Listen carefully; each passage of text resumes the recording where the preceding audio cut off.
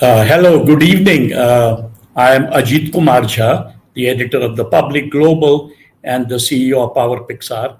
And today I wanted to focus on Bihar. The reason being, I've just spent about 6 weeks in Bihar. Twice I traveled across the state, and I wanted to start with my reporting experience because I have been a journalist for long years. And then I wanted to come to some analytical conclusion about what's going on in Bihar today. So let me sort of start with one of the trips that I took from almost Supaul, the border of Supaul and Madhubani. There is an area in Madhubani bordering Supaul called Nirmalli and Ghongadia. These are two places from where I started, and I was moving towards Madhubani via Sakri and then Pandol, Sakri, and then came towards Darbhanga. And as I was crossing Jhanjharpur, and the reason I mentioned Jhanjharpur is because Prime Minister Narendra Modi, right after the Pahalgam incident, where 26 sort of innocent tourists were killed by Pakistani terrorists, Prime Minister Narendra Modi, he came back from abroad and he came to Madhubani and he spoke near Jhanjharpur. So that is the area I was passing by talking to people. There are two very popular constituencies there. One is this Jhanjharpur itself, which at one time was represented by Lalit Narayan Mishra, the famous Congress leader. Later, Dr. Jagannath Mishra used to win the assembly election from Jhanjharpur. And right now, his son, Nitish Mishra, who is an industry minister in Bihar's cabinet under Nitish Kumar, has won from Jhanjharpur. And right when you pass by, there is an area where there is something called Mithila Haat, which everyone says the person who's built that is the JDU president, Sanjay Jha. He's from a particular village right near that area. And as I was passing by, I saw on both sides of the road lots of posters of Nitish Kumar and along with Sanjay Jha. And then I saw posters of Prime Minister Modi along with Nitish Mishra. Interesting. And at the same time, if on the left hand side of the road, you see posters of the NDA leaders, on the right side of the road, you see posters of Prashant Kishor. So while chit-chatting with the people there, I pointed out how come the big players in Bihar are, of course, the NDA, the JDU, BJP combined, Nitish Kumar, Prime Minister Modi, as I pointed out the names of JDU President Sanjay Jha, Nitish Mishra from the BJP, and on the other side, Prashant Kishor. But how come there are no posters of Tejashwi Yadav? I did not, frankly, see a single poster of either Tejashwi Yadav or Lalu Yadav in that area. And as I was inquiring, I just, being the typical journalist, I said, doesn't the RJD have vote banks in this area who will put up their posters? And the reply I got from a senior custom officer of the Indian government, who has a house very close to in that area near Khopa, Bishunpur, he told me, you have vote banks for NDA, JDU and BJP, and vote banks are being built for Prashant Kishor. And I said, what about RJD? He said, they have the vote bomb. They not only have the vote bank, but they have the vote bomb. So I said, what is this vote bomb?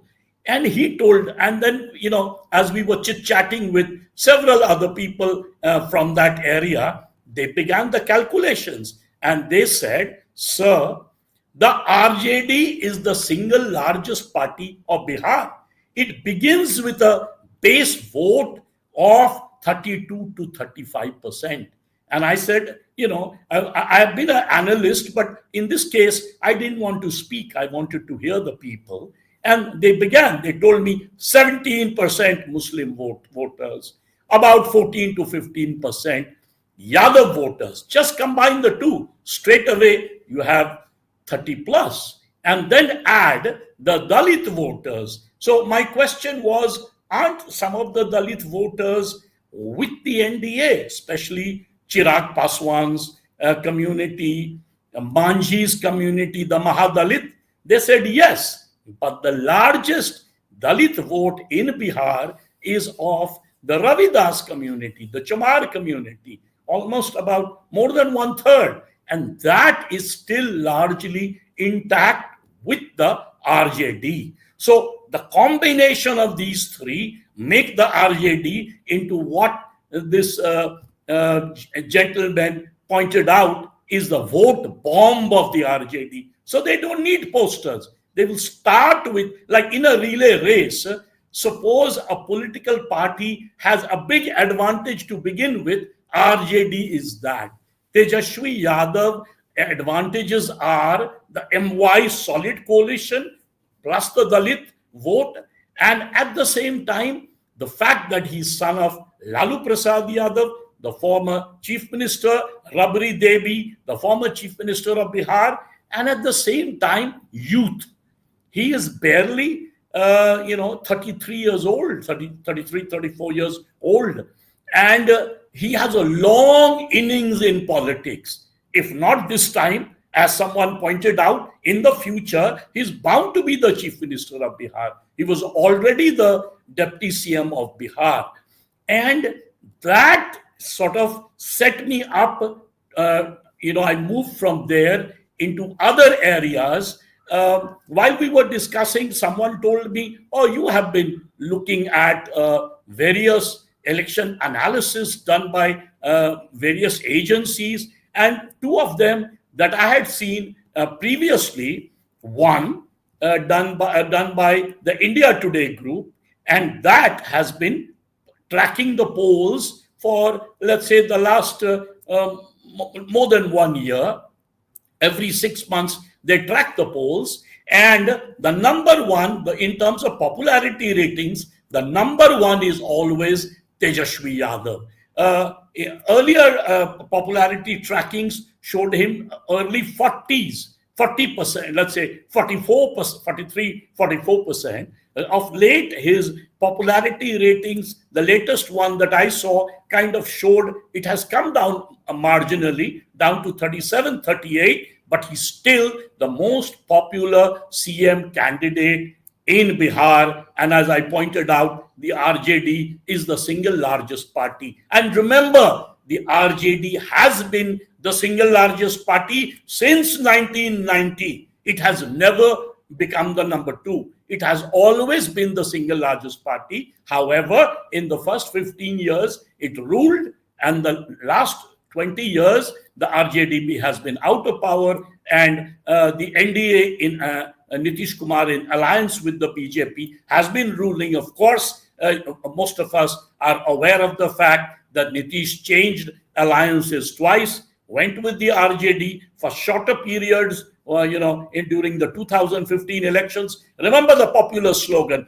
Bihari versus Bahari. At that time, the RJD, JDU were together. And later on as well, Nitish Kumar was with the RJD until as recent as 2023, when he had started the caste survey. It's only after that, when he realized that the Congress was not interested in making Nitish Kumar the leader of the India bloc, the coordinator of the India bloc, that he switched back to the BJP. And again, so he continues as chief minister of the NDA. Now, having talked of the RJD, let's for a moment switch to the JDU. The JDU under Nitish Kumar has been, even if it is unstable in terms of switching alliances, number one. You know what Biharis call Nitish Kumar as Paltu Ram. This was a phrase used by RJD leader Lalu Yadav. And although several RJD allies have been gunning for Nitish Kumar, including the BJP, in fact, doesn't sort of declare openly, says we will contest under the leadership of Nitish Kumar, but almost everyone you talk to are sure that the moment they come to power, they will change the chief ministerial candidate like they changed in Maharashtra. The BJP is known for that. The BJP is known for hitting out at its own allies and sometimes almost marginalizing them all over the country. We have seen that happening. So you get a similar picture, but the strength of the Nitish Kumar, Chief Minister Nitish Kumar, has been, as one very poor sort of Paswan gentleman pointed out to me. He was actually a rickshaw puller. He said, Nitish ji ka pehchan to Vikas hai. The kind of development that Bihar has seen in the last 20 years, to an outsider like me or to several others, might not be extraordinary, because after all, you see a lot of development in India in the other states, including in Uttar Pradesh, to a great extent, in Gujarat, in the southern states, even in Madhya Pradesh, Rajasthan. But if I remember Bihar, when I used to work as an editor of the Times of India, and compare it to today, Bihar is a different ball game. Bihar has excellent roads, not comparable to Uttar Pradesh, I would say, but fairly good roads now, especially in the northern belt where I traveled. In fact, everywhere I went, I saw 4 lanes turning into 6 lanes, 2 lanes turning into 4 lanes. As a result, while driving, you might slow down a bit, but you see the kind of development going on. Again, in terms of electricity, the Nitish Kumar government has privatized distribution. People get electricity in the villages. Normally, if you go during winter or other months, you see about 22 hours of electricity, maybe a few a couple of hours you might have a power breakdown. If you go in the middle of summer, like I was traveling right now, and monsoon, a more accurate picture would be 18 to 20 hours of electricity. If you add up the number of power cuts that take place, for example, when I was in Koilak in Madhubani, I was there for a while moving around. I remember several times there would be power outages, and for 2 complete days, there was no electricity in one area of the village because they told me that the transformer was burned. Now, I asked, is this normal? They said it's not normal, but it happens frequently. Again, with water, for example, people now get water in their taps, but the water just comes for 3 hours, from 6 to 8 in the morning and 4 to 5 p.m. in the evening. And if the electricity is cut during that period, then there is no water at all. So even though drinking water might have reached, if not 100%, majority of households, but as I said, that water just comes for 3 hours, and if during that period the power outage is there is no water. So again, so both water, electricity are still to be developed. It's not as if it's as perfect as when you're moving around in other states like Punjab, Haryana, and others. And the roads, generally the roads run by the national highways are excellent, but the side roads, sometimes they are good, but sometimes not that great. As once I did a whole sort of video on this, that if you move from this particular village called Koilak, as I said, to the block headquarter itself, Rajnagar,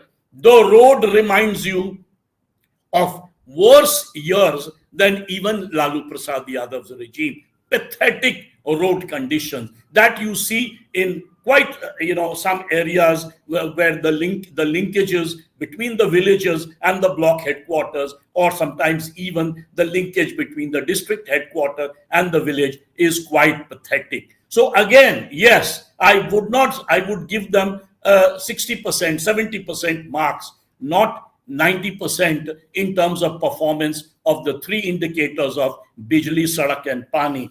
Prime Minister Modi, of course, in Siwan, in fact, I visited him when he was in Madhubani, when he gave that speech in English right after Pahalgam. And again, on June 20th, 2005, he was in Siwan, and he talked about 5,900 crores of new projects. He was in Jasauli in Siwan, and the projects basically are in rail, water and power, in infrastructure, energy and housing. While he spoke, he said the BJP, the NDA believes in Sabka Saath, Sabka Vikas, but the opposition, in this case, obviously the Congress and the RJD, believes in Parivar Ka Saath, Parivar Ka Vikas. They are anti-Bihar, anti-investment. He talked about Bihar is become the symbol of migration, and he blamed the RJD regime for that. He forgot that for the last 20 years, it's the alliance between JDU and BJP, which is ruling Bihar, and the migration has become worse than it was. All of you remember seeing the migration of Biharis from big cities like Bombay, like Delhi, back to the villages during Corona. And at that time, the migration of Biharis from the metros back to Bihar had become a global embarrassment. No one to help them. Neither the Nitish government, nor the UP government, nor the Delhi government, nor the central government. It was a complete sort of case of inhumanity on display on television screens, and people have not forgotten. The person who reminds people all about all of this, the failure of public health in Bihar, the massive failure of education in Bihar, the failure in terms of creating jobs in Bihar, the failure in terms of, let's say, other kinds of issues, is actually Prashant Kishor, the X factor of Bihar politics. And everywhere you go, people talk of Prashant Kishor, the youngsters especially. And I found, surprisingly, at one time I was told somewhere around Patna and Siwan that the main people who are siding with Prashant Kishor are, Muslims and Dalits, and therefore the Mahagathbandhan of the RJD is going to lose votes. But as I moved in North Bihar, I talked to all kinds of youngsters, and I found literally, I would say, scores or even hundreds of youngsters who confessed to me, and they were largely from the upper caste, let's say Brahmins, who told me, vote denge to PK bhaiya ko. And I asked them why. And they straight away, and this is, by the way, the Maithil Brahmin community is supposed to be the vote bank of the BJP. They told me, because Prashant Kishor keeps reminding the people that labor lete hain Bihar se, industry set up karte hain Gujarat mein. That message is going through Bihar. And Prime Minister Modi today in Bihar is being viewed exactly as he was in 2015, Bihari versus Bahari. The fact that he only comes to Bihar during election and not in between is something, it's a story that everyone is in Bihar is talking about, thanks to Prashant Kishor about that. I finally talked to some BJP leaders, and they told me, कि देखिए जीतेंगे तो हम ही. Most of them said that the NDA will finally win, like in 2020. Although remember, in 2020, the NDA won with about 12,000 votes altogether. But all of them pointed out that Prashant Kishor के आने से हम लोग सब लोग हिल गए हैं. The whole agenda of Bihar politics is today jobs, out migration of Biharis, the massive failure in education, because Prashant Kishor is the only candidate who is talking about how to take Bihar out of this massive failure of education. He's talking about Netarhat type of schools in Bihar, and people are listening. They told me Netarhat banega sare districts mein. Netarhat is this famous, for those of you who are not aware, Netarhat is this famous school very near Ranchi. And it was started, by the way, by Jawaharlal Nehru right after independence, 1952. It was a public school, but a public school in Hindi. An extraordinary school which has produced more than 1,500 bureaucrats in this country and several other top academics, several other doctors, engineers, and others. And that is Prashant Kishor's plan. He talks about a period of 10 years because he says it is going to be tough to build Netarhat type of schools all across the state, but he plans to do that. Then he talks about how the poor will be given a chance to put their kids in private schools. The fees will be paid by the government if they form a government. Now, that has become the new agenda. Aspiration is the new agenda. No more caste. Although his opponents will keep reminding you, Prashant Kishor Pandey, he is a Brahmin. But then, as Khan Sahab pointed out, the popular teacher, that the only demerit of Prashant Kishor, that he is a Pandey, that he is a Brahmin. And it's interesting that in Bihar, in the last 35 years, the OBC leaders, namely Lalu Prasad Yadav and Nitish Kumar, had made a stranglehold, a monopoly. For the first time, one feels that there is an open space for even an upper caste. For the last 35 years, the upper caste were out of political power in Bihar. So the fact that he has opened this entire possibility makes Bihar an open election. And as I said, if you do a typical bipolar sort of fight between Mahagathbandhan led by RJD, Congress and the left versus the NDA, Nitish Kumar and BJP, I think it is difficult to predict who will win. As I said, the Mahagathbandhan had merely lost by 12,000 votes last time. But with this X factor of Prashant Kishor, the tide has turned. We don't know which way the results are going. It makes Bihar election extremely unpredictable, very difficult to predict. You don't know whose votes Prashant Kishor is going to cut. As I pointed out in North Bihar, I saw several upper caste boys and girls telling me that they all listen on social media to Prashant Kishor. The older voters will, of course, tell you that it is going to be very difficult for Prashant Kishor to cut in this tough fight between the RJD Congress left versus, meaning the Mahagathbandhan versus the NDA. He will continue to remain a third player, but most people say that he might end up getting 10 to 15% vote. When I reminded them that the BJP, the highest that the BJP has ever got in Bihar is only 19%, then that 15% starts looking formidable. Finally, let me come to a conclusion. Even if Prashant Kishor is not number one, even if he's number two or number three in this election, he'll become a pivotal player, because whichever side loses, he can switch sides, just like Nitish Kumar did. The fact that Nitish Kumar became Paltu Ram between two sides and state chief minister, what prevents Prashant Kishor from being the new Paltu Ram of Bihar politics? I'll end here. Thank you very much. We'll make many more such video programs on my 6 weeks in Bihar. Thank you.